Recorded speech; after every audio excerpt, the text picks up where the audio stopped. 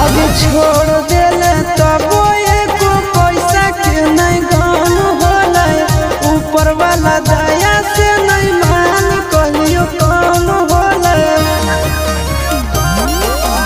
एको छोड़ के साथ में देखाओ अपन फोटो रे, तब हमरा छोड़ा विश्वास कुछ हो तो रे।